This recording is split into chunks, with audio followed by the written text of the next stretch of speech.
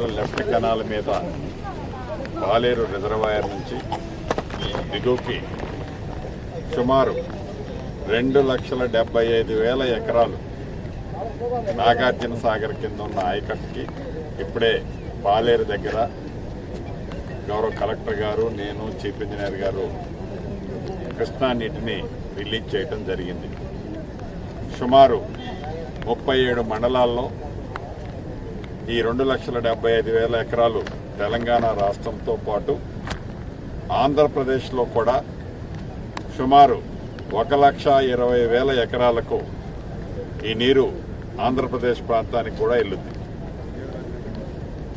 అంటే గతంలో పోయిన సంవత్సరం 2023-24 ఈ సంవత్సరంలో 2 పంటలకి ఆనాడు కృష్ణా బేసిన్కి నీళ్లు రాని కారణం చేత రైతులకి 2 పంటలకి ఆనాడు నీళ్ళు ఇవ్వలేకపోయారు.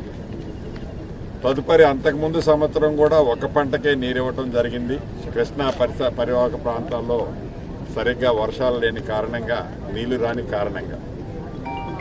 అంటే యావత్ తెలంగాణ ప్రజలు ఏదైతే మార్పు కావాలి అని రాజకీయాలతో పాటు వాతావరణంలో కూడా మార్పు కావాలని తెలంగాణ ప్రజల కోరిక మేరకు పైన వానదేవుడు కూడా, తదాస్తు దేవతలు కూడా దీవించబట్టే తెలంగాణ రాష్ట్రంలో ఇందిరమ్మ రాజ్యంలో ఈనాడు సమృద్ధిగా శ్రీశైలంలో కానీ, నాగార్జున సాగర్లో కానీ